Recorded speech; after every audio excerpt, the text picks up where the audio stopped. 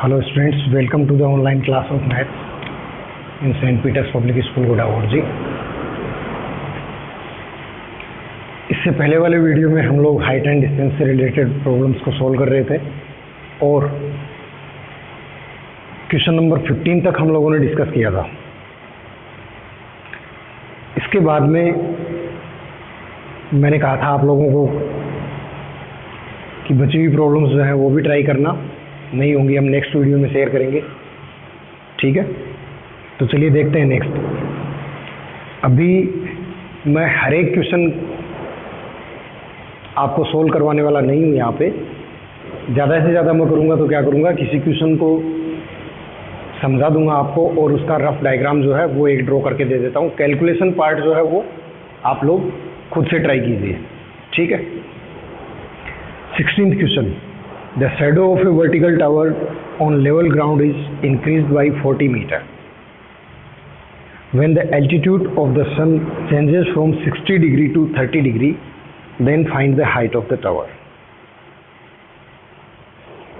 The shadow of a vertical tower on level ground is increased by 40 meter. कोई vertical tower है और उसकी length of shadow जो है वो 40 मीटर या 40 मीटर इंक्रीज हो जाती है। बट कब हो जाती है? When the altitude of the sun changes from 60 degree to 30 degree, जब उसका एंगल ऑफ एलिवेशन जो है वो 60 डिग्री से 30 डिग्री हो जाता है, उस कंडीशन में आपसे पूछ रहा है find the height of tower. देखिए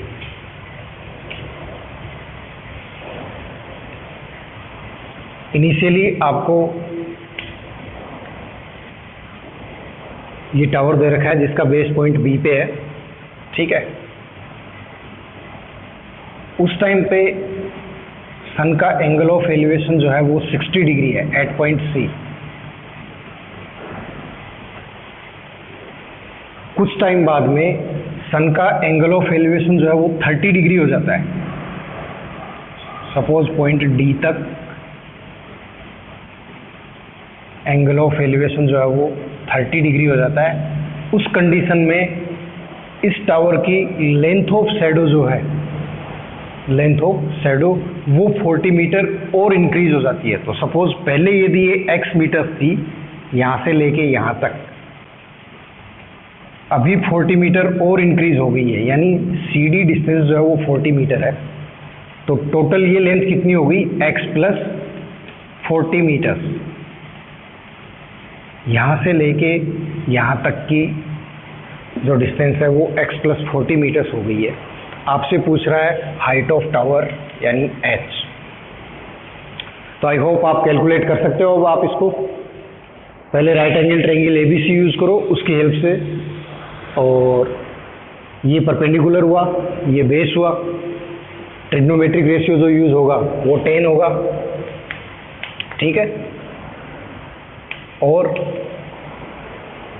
फिर आप जो ट्रायंगल यूज़ करेंगे राइट एंगल ट्रायंगल वो ABD होगा, उसमें भी परपेंडिकुलर तो h ही रहेगा, बेस जो है वो x प्लस 40 मीटर हो जाएगा। ध्यान रखना इस बात को, x प्लस 40 मीटर। और इसके बाद में दो इक्वेशन आ जाएंगी आपके पास h और x में। फाइनली आपको h फाइंड आउट करना है, x को एलिमिनेट कर देना, h की वैल्यू आ जाएगी। क्लियर है सबको? ठीक है।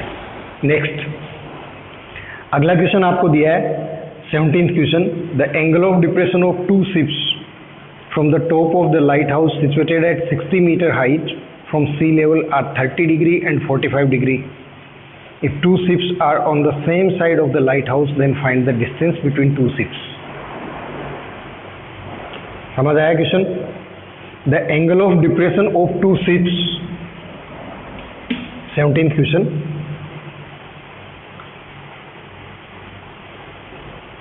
From the top of the lighthouse situated at 60 meter height from sea level, so ये sea level है, ठीक है।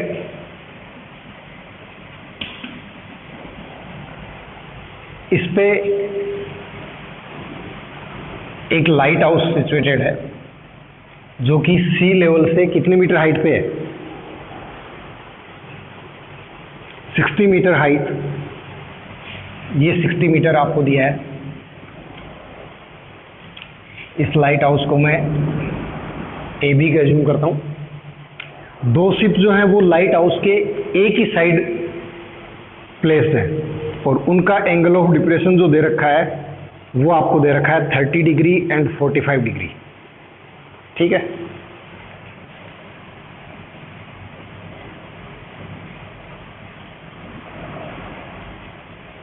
सी और डी पॉइंट पे दो शिप्स हैं। सो इसके टॉप से एंगल ऑफ डिप्रेशन जो है वो आपको एक तो दे रखा है 30 डिग्री पॉइंट सी पे और एक आपको दे रखा है 45 डिग्री। ठीक है, सो ये 30 डिग्री हो गया और ये एंगल ऑफ डिप्रेशन जो है ये 45 डिग्री हो गया। क्लियर है? अब हम एक चीज देखते हैं इसमें, चाहो तो आप इस लाइट हाउस के पैरेलल एक दूसरा लाइट हाउस यूं ड्रॉ कर लो। ठीक है, या फिर ऐसा नहीं करते हो तो आप लोगों ने ये तो देखा होगा कि जब दो पैरेलल साइड्स होती हैं, पैरेलल लाइंस हैं और ये लाइन को इन दोनों को इंटरसेक्ट कर रही है, तो इस टाइप से यानी जेड शेप में बनने वाले जो एंगल होते हैं अल्टरनेट इंटीरियर एंगल्स, ये सेम होते हैं, आप लोगों को याद होना चाहिए। तो आप ये देखिए, ये सी लेवल दिया है और इसके पैरेलल ये है। ठीक है, अब मैं यदि इस वाली लाइन को इंटरसेक्टिंग लाइन लेता हूं तो ये एंगल 45 डिग्री है, तो ये भी कितना होगा? 45 डिग्री होगा। ये वाला एंगल 30 डिग्री है, तो देखिए जेड शेप बन रहा है, तो ये वाला एंगल भी 30 डिग्री ही होगा। ठीक है, यहां तक। अब आपको क्या करना है, आपसे क्वेश्चन में पूछा गया है then find the distance between two ships. एक शिप पॉइंट सी पे है, दूसरा शिप पॉइंट डी पर है, तो आपको ये फाइंड करना है एक्स। ये डिस्टेंस जो है ये आपको फाइंड करना है। लाइट हाउस की जो हाइट है वो आपको 60 मीटर दे रखी है। क्लियर है सबको? कोई प्रॉब्लम? आई थिंक नहीं होनी चाहिए। तो दो राइट एंगल ट्रायंगल बन गए हैं, ABC एंड ABD। इन दोनों की हेल्प से आप ये वाला डिस्टेंस फाइंड कर सकते हैं। ध्यान रहेगा सबको? ठीक है, एक मैं यहाँ पे थोड़ा सा छोड़ रहा हूँ आप लोगों के लिए, थोड़ा दिमाग लगाना। ये डिस्टेंस भी आपको दे नहीं रखा है, ये दे नहीं रखा है। तो सपोज मैं इस डिस्टेंस को यदि y मीटर लेके चलूँ, सो इस वाले ट्राइंगल से 60/y = 1045, इसकी हेल्प से आप y की वैल्यू फाइंड कर सकते हैं। और 1045 डिग्री की वैल्यू आपको पता है 1 होती है, सो y = 60 मीटर ही होगा। तो ये डिस्टेंस आपके पास 60 मीटर आ गया है और टोटल डिस्टेंस हो गया है 60 + x, यहाँ से लेके यहाँ तक का। ठीक है ना? तो अब आप बड़े वाले ट्राइंगल की हेल्प से इसको सोल्व कर सकते हैं। क्लियर है? फाइनली आपको फाइंड क्या करना है इसमें? x। ध्यान रखना। नेक्स्ट, अगला question. A 1.5 metre tall boy is standing at some distance away from a 30 metre high building. 30 metre high कोई बिल्डिंग दी है, उससे कुछ डिस्टेंस पे एक बॉय खड़ा है जिसकी हाइट है 1.5 metre. When he moves towards the building, then the angle of elevation from his eyes becomes 60 degree from 30 degree. उसकी आइज का एंगल ऑफ एलिवेशन जो है वो पहले 60 डिग्री था, अब 30 डिग्री हो जाता है। Find how much distance he covered towards the building. ऐसा ही है, ऐसा ही क्वेश्चन है। अब आपको रफ डायग्राम भी इसका खुद को ही बनाना है। कितना डिस्टेंस उसने ट्रेवल किया? पहले यहाँ था तो 30 डिग्री था एंगल ऑफ एलिवेशन, ठीक है, सॉरी 60 था, और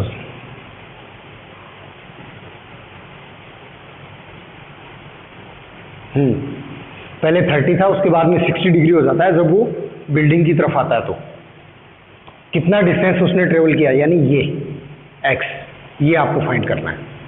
क्लियर है? Next, angle of elevation of the top of a tower from a 7 meter high building is 60 degree and the angle of depression of its foot is 45 degree. Then find the height of the tower. इसका diagram मैं बना देता हूँ।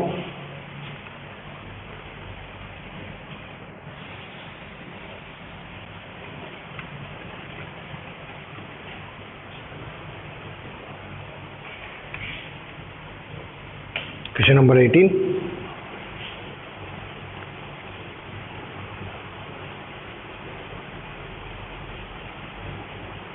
angle of elevation of top of a tower from a 7-meter high building is 60 degree. 19th है sorry. सो ये tower हो गया A and B.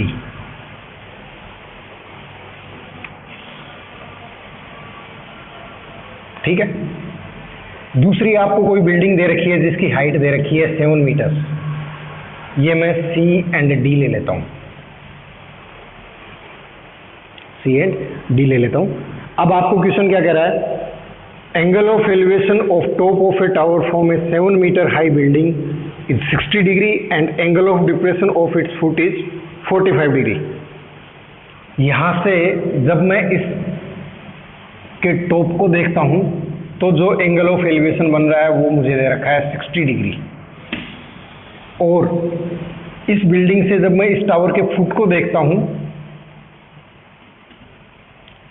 तो एंगल ऑफ डिप्रेशन जो मुझे दे रखा है, एंगल ऑफ डिप्रेशन दे रखा है वो मुझे दे रखा है 45 डिग्री. सो ये वाला एंगल हो गया 45 डिग्री. ठीक है. अब आपसे पूछा क्या है क्वेश्चन में? आपसे पूछ रहा है find the height of tower.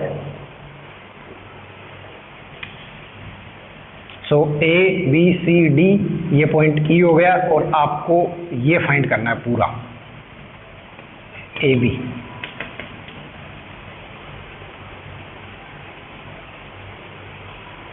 Clear है सबको? 7 मीटर हाइट की आपको एक बिल्डिंग दी है, एक टावर दिया है जिसकी हाइट आपसे पूछी गई है. इस बिल्डिंग की टॉप से जब आप टावर की टॉप को देखते हो तो जो एंगल ऑफ एलिवेशन बनता है वो 60 डिग्री है. सो मैं ग्राउंड के पैरेलल, पहले मेरी लाइन ऑफ साइट ये हो गई, उसके बाद में जब मैं इसको देखता हूँ तो ये यूं मूव करती है, एलिवेट हो जाती है 60 डिग्री. ठीक है. और जब मैं यहाँ से इस टावर के फुट को देखता हूँ तो लाइन ऑफ साइट इस पोजीशन में आ जाती है और 45 डिग्री डिप्रेस हो जाती है नीचे की तरफ. ठीक है. सो ये डिस्टेंस 7 मीटर है तो ये भी कितना हुआ? 7 मीटर हुआ. अब आप इसकी हेल्प से ए बी कैलकुलेट कर सकते हैं. ये 7 हुआ, आपको ये और फाइंड करना है, आपको ये वाला और फाइंड करना है. अब समझने वाली बात यहाँ पे है, इस एंगल के रेस्पेक्ट में ये परपेंडिकुलर हुआ और ये बेस हुआ. सो परपेंडिकुलर अपॉन बेस, जब मैं ये वाला ट्राइंगल यूज करता हूँ, right angle triangle B E सी,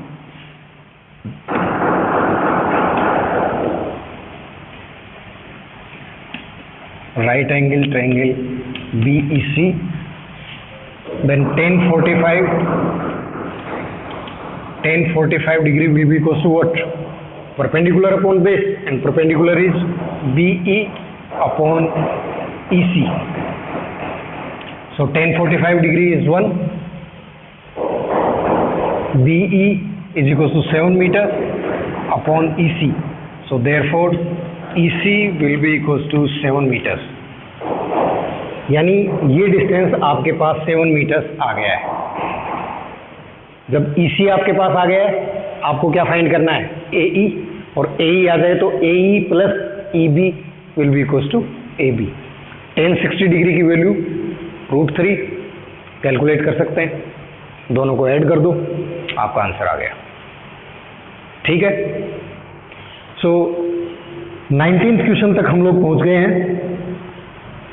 20th क्वेश्चन जो है वो क्या कह रहा है?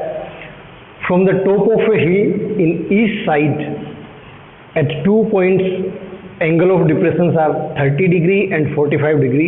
If distance between the points is 1 kilometre then find the height of the hill. बड़ा सिंपल है, ऐसे हमने 2-3 क्वेश्चन पहले भी किए हैं, आप इसको खुद से कर सकते हैं. Next, the angle of elevation of a cloud from a point 20 meter above a lake is 30 degree.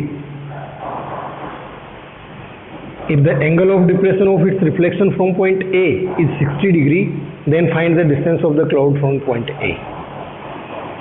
Question बड़ा इंपॉर्टेंट है, अच्छा भी है, लेकिन जब तक आप इसका रफ डायग्राम ड्रॉ नहीं कर लेते हैं तब तक आप इसको सॉल्व नहीं कर पाएंगे।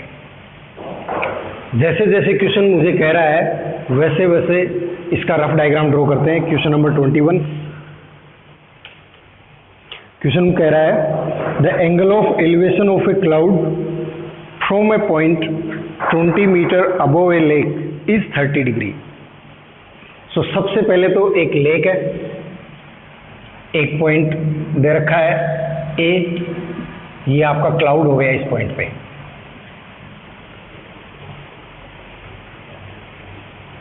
लेक से 20 मीटर हाइट पे कोई दूसरा पॉइंट बी आपको दे रखा है, ये पॉइंट सी हो गया। ये लेक हुआ, लेक से 20 मीटर हाइट पे कोई पॉइंट है जिसका पॉइंट बी है। इस पॉइंट से एंगल ऑफ एलिवेशन जो है क्लाउड का वो आपको दिया है 30 डिग्री। मैं इसको सी ले लेता हूं, इसको बी ले लेता हूं, इसको ए ले लेता हूं। आपके क्वेश्चन में पॉइंट ए दिया है ये, ठीक है। सो ये पॉइंट ए हो गया और इसका एंगल ऑफ एलिवेशन जो है वो 30 डिग्री है।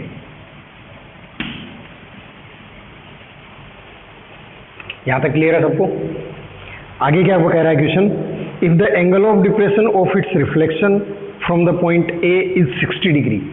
यदि क्लाउड आपको यहां दिया है तो उसका रिफ्लेक्शन कहां होगा? लेक में नीचे होगा। सो वो पॉइंट मैं यहां कहीं ले लूं नीचे, ये पॉइंट मैंने डी ले लिया। सो क्लाउड के रिफ्लेक्शन का एंगल ऑफ डिप्रेशन कहां से? पॉइंट ए से 60 डिग्री दे रखा है आपको, इट्स 60 डिग्री। आपसे पूछा जा रहा है then find the distance of cloud from point ए।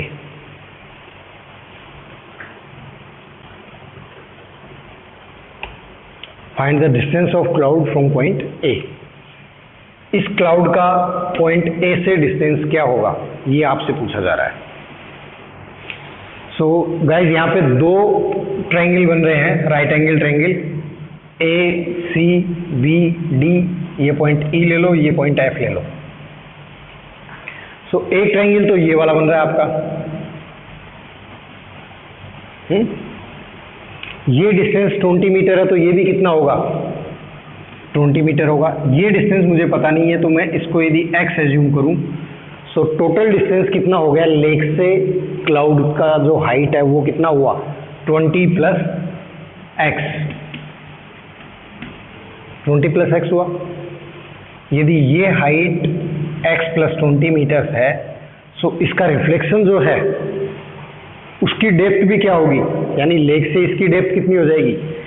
तो ये जो डिस्टेंस मैं ले रहा हूँ ये भी x प्लस 20 मीटर्स ही होगा, यहाँ से लेके यहाँ तक का। तो जब आप ये वाला ट्रायंगल यूज करेंगे तो इसके लिए हाइट क्या होगी? ए ई डी के लिए F D plus E F. So ये x प्लस 20, उसमें फिर से प्लस 20 ऐड करोगे तो x प्लस 40 आपको यूज करना है यहाँ से लेके यहाँ तक का। बाकी कोई प्रॉब्लम नहीं आएगी। ये हाइट यहाँ से लेके यहाँ तक की x प्लस 40 हो गई है। ये आपको x दे रखा है। इन दोनों ट्रायंगल्स की हेल्प से आप x की वैल्यू फाइंड कर सकते हैं। क्लियर है सबको? ठीक है। सो इंपॉर्टेंट पार्ट जो है इस क्वेश्चन का वो ये डायग्राम ड्रॉ करना है। एंगल ऑफ एलिवेशन जो आपको दे रखा है वो सीधा सीधा लेक से नहीं दे रखा है। लेक से 20 मीटर हाइट पे कोई पॉइंट ए है, उस पॉइंट से आपको एंगल ऑफ एलिवेशन जो दिया है क्लाउड का वो 30 डिग्री है, और उसी पॉइंट से उस क्लाउड के रिफ्लेक्शन का एंगल ऑफ डिप्रेशन जो दिया है वो 60 डिग्री है। उसके बाद में आप लोग देखेंगे कि ये 20 मीटर है एल्टीट्यूड, तो ये वाला भी कितना होगा? 20 मीटर ही होगा। ये डिस्टेंस मुझे पता नहीं है, उसको मैंने x एज्यूम किया। सो टोटल हाइट क्लाउड की जो है वो 20 प्लस x हो गई। सो उतनी ही उसकी डेप्थ होगी x प्लस 20। और जब मैं इसमें ये वाला डिस्टेंस और ऐड कर दूंगा तो E टू D तक की जो डेप्थ है वो कंप्लीट आ जाएगी। क्लियर है? नेक्स्ट अगला 22nd question. From a point on a bridge across a river, the angle of depression of the banks on opposite side of the river are 30 degree and 45 degree respectively. If the bridge is at height of 4 meter from the bank, then find the width of the river. आराम से कर सकते हो, कोई problem नहीं है. 23rd question. A person on the deck of the ship is 10 meter above the water level. He observes that the angle of elevation of the top of the hill is 60 degree and the angle of depression of the base is 30 degree. Then find the distance of the hill from the ship and height of the ship. Hill, sorry. इसमें दो बातें आपको find करनी है, लेकिन diagram कुछ इससे related ही बनेगा. नीचे तो नहीं है बट ऊपर के लिए आप लोग समझिए थोड़ा. A person on the deck of the ship is 10 metre above the water level. ये वाटर लेवल हो गया. जो कोई भी पर्सन खड़ा है, ऑब्जर्वर जो है, वो वाटर लेवल से 10 मीटर हाइट पे है, इसके जैसा. ठीक है, सो ये आपका वाटर लेवल हुआ और ये डिस्टेंस 10 मीटर हो गया. अब इस पॉइंट से क्या कह रहा है? He observes that the angle of elevation of the top of the hill is 60 degree and the angle of depression of its base is 30 degree. So दोनों डायग्राम्स में सिमिलरिटी क्या है, थोड़ा ध्यान से देखो. मैं 23rd बना रहा हूँ. ये वाटर लेवल हो गया, इससे 10 मीटर हाइट पे कोई ऑब्जर्वर खड़ा है. ये कोई हिल दिया है आपको. इस हिल की टॉप का जो एंगल ऑफ एलिवेशन है वो तो 60 डिग्री है और यहाँ से इसके फुट का एंगल ऑफ डिप्रेशन जो है वो आपको 30 डिग्री दिया हुआ है. So A B C D and E ये हो गया. अब आपसे पूछ रहा है then find the distance of the hill from the ship and height of the hill. एक तो आपको ये कैलकुलेट करने को कह रहा है. ठीक है, ये हाइट में दिया है, अज्यूम करूँ तो आपको ये कैलकुलेट करनी है. दूसरा कह रहा है शिप से हिल का डिस्टेंस क्या होगा. तो शिप कहाँ पे? ये वाटर लेवल है, शिप ये है यानी पॉइंट बी पर है. हिल कहाँ है? पॉइंट ई पर है. तो एक डिस्टेंस आपको ये कैलकुलेट करना है. बात समझ आई? इस क्वेश्चन में और इस क्वेश्चन में क्या डिफरेंस हुआ?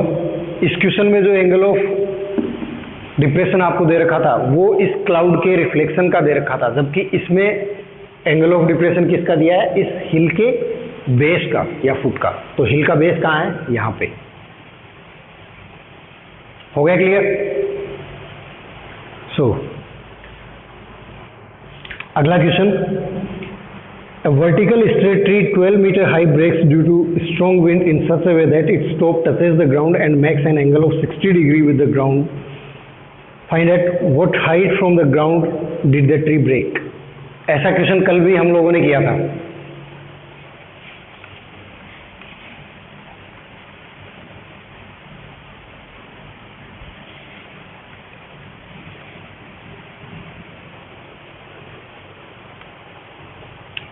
एक वर्टिकल स्ट्रेट ट्री दिया है जिसकी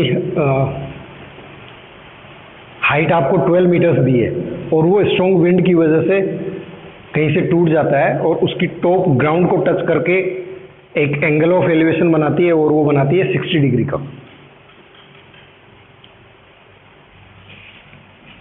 सो ये ट्री हुआ क्वेश्चन नंबर 24 आई थिंक. ये ए बी ट्री हो गया जिसकी हाइट आपको 12 मीटर दी है, कंप्लीट हाइट. पॉइंट सी से ब्रेक करके और ग्राउंड को टच करता है और एंगल ऑफ एलिवेशन बनाता है 60 डिग्री का. आपसे पूछ रहा है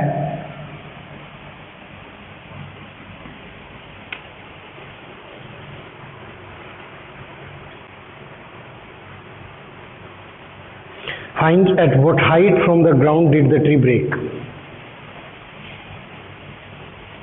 ग्राउंड से कितनी हाइट पे ट्री ब्रेक हुआ है, आपसे ये पूछ रहा है. ये डिस्टेंस आपको फाइंड करना है। कल किया था हम लोगों ने ऐसा क्वेश्चन, ये और ये दोनों कैसे हुए, सेम हुए। ये 12 है, मैं यदि इसको x एज्यूम करूं तो मेरे पास ये कितना हो गया, या इसको x मान लो तो ये 12 माइनस एक्स हो गया। ठीक है, ये 12 माइनस एक्स है तो ये भी क्या होगा, 12 माइनस एक्स ही होगा। एंगल आपको 60 डिग्री दे रखा है, आप x की वैल्यू फाइंड कर सकते हैं।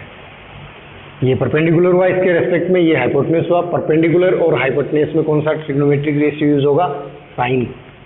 Sign 60 equals to perpendicular upon hypotenuse, और साइन 60 डिग्री की वैल्यू आपको पता ही है कितनी होगी। दोनों को इक्वल करो, सोल्व करो, x की वैल्यू आ गई। x ही आपको फाइंड करना है। और ध्यान रहे, जहाँ √3 यूज होगा, जहाँ पर √3 यूज होगा उसकी वैल्यू आपको लेनी है 1.732, क्वेश्चन में दे रखा है आपको। √3 इज इक्वल्स टू 1.732, इस बात का ध्यान रखना। ठीक है, अगला question. A straight highway leads to the foot of a tower. A man standing at the top of the tower observes a car at an angle of depression of 30 degree, which is approaching the foot of the tower with a uniform speed. 6 seconds later, the angle of depression of the car is found to be 60 degree. Find the time taken by the car to reach to the foot of the tower from this point.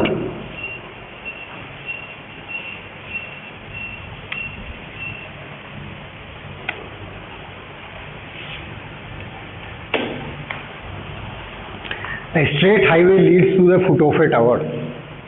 So ये highway हुआ, ये tower हो गया। ठीक है,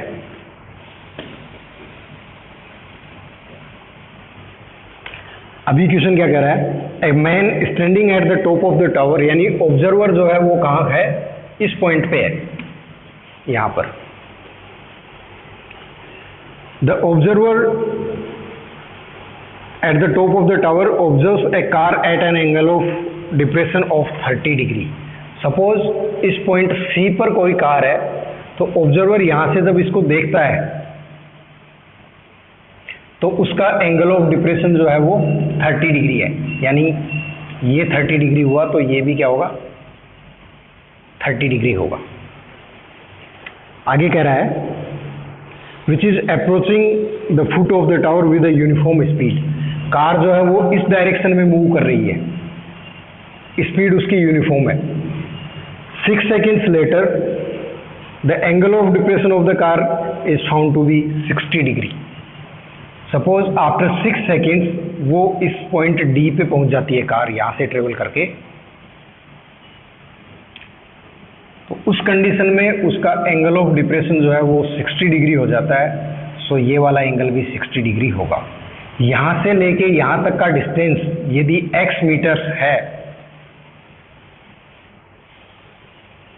ये x metres है, तो यहां से यहां तक पहुंचने में टाइम जो उसको लग रहा है वो टाइम आपको लग रहा है 6 seconds। अब क्वेश्चन आपसे ये कह रहा है find the time taken by the car to reach to the foot of the tower from this point. इस पॉइंट से यहां तक पहुंचने में उसको कितना टाइम लगेगा, ये आपसे पूछ रहा है। कितना टाइम लगेगा, हमारे से ये पूछा जा रहा है। सो जब मैं, अब समझने वाली बात क्लास यहां पर ये है कि ये आपको टाइम दे रखा है, ना कि डिस्टेंस दे रखा है। ठीक है, डिस्टेंस तो x मीटर मैंने एज्यूम किया हुआ है, टाइम 6 seconds है। जब आपको डिस्टेंस दिया है,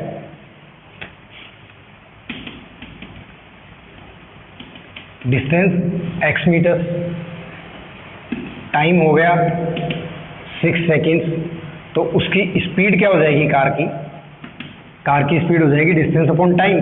सो x अपॉन 6 मीटर्स पर सेकेंड, x अपॉन 6 मीटर्स पर सेकेंड उस कार की स्पीड हो गई है। जितनी स्पीड से उसने ये डिस्टेंस ट्रेवल किया है, उसी स्पीड से वो इस डिस्टेंस को ट्रेवल करने वाला है। मुझे इसका डिस्टेंस पता नहीं है, तो मैं इसको y मीटर्स एज्यूम कर लूँ। ठीक है, सो सो जब मैं ये वाला ट्राइंगल यूज करूंगा पूरा, तो क्या होगा देखिए, tan 30 degree will be equals to A B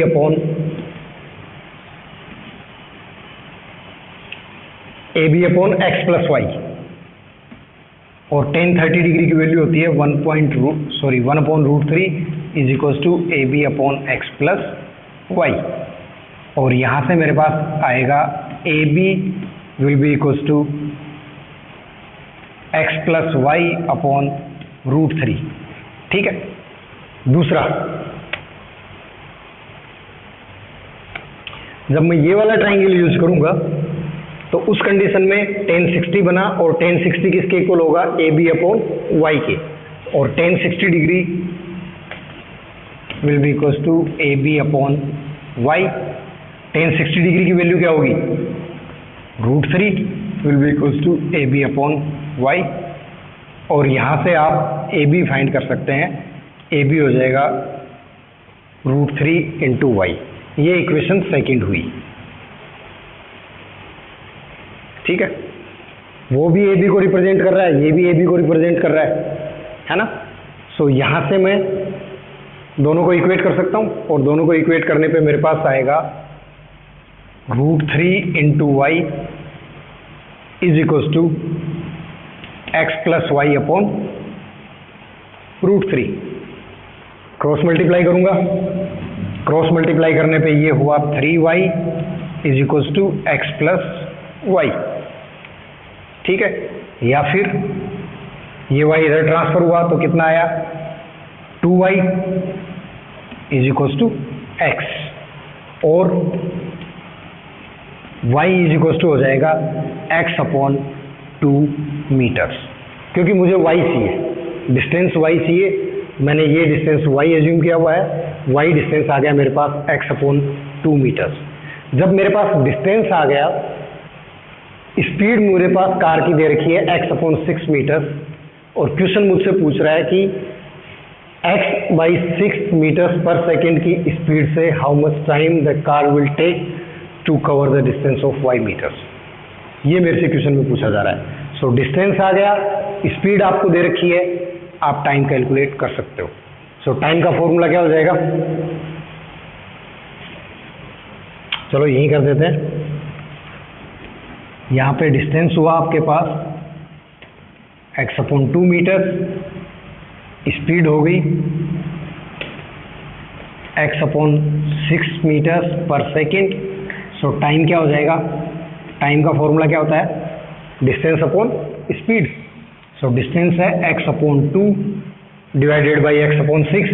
सो 6 ऊपर चले जाएगा, x नीचे आ गया, 2 से ये 3 टाइम्स एंड x से x, सो 3 सेकेंड्स आंसर। ये टाइम हो गया। क्लियर है सबको। क्वेश्चन कहाँ से स्टार्ट करना है, इंपॉर्टेंट पार्ट वही होता है। एक टावर दिया, उस टावर पे कोई ऑब्जर्वर खड़ा है, उसके टॉप पे एक स्ट्रेट हाईवे है, उस पे एक कार जा रही है। ऑब्जर्वर यहाँ से जब इस कार को पॉइंट सी पर देखता है, then he observes the angle of depression 30 degree. The car is uniformly approaching the tower. So when the observer observes the car after 6 seconds, then he observes that the angle of depression is 60 degree. And the question asks us how much time the car will take to approach the tower from this point, and this point is D point. So the distance traveled by the car is x meters and speed of the car was 6 seconds. Sorry, time taken by the car was 6 seconds. So the speed of the car will be what, x upon 6 seconds. ठीक है, इसके बाद में आप आगे इस हिसाब से प्रोसीड कर सकते हैं। क्लियर है सबको। बात यहाँ ध्यान रखने की यही है कि यहाँ आपको टाइम दे रखा है, ना कि डिस्टेंस दे रखा है, और यहाँ भी आपसे टाइम ही पूछा है। सो ये डिस्टेंस होगा, स्पीड आपको ये दे रखी है, डिस्टेंस को स्पीड से डिवाइड करोगे, टाइम आ जाएगा, और फाइनल आंसर हुआ आपका 3 सेकेंड्स। क्लियर। सो क्लास इस लेक्चर में इतना ही है।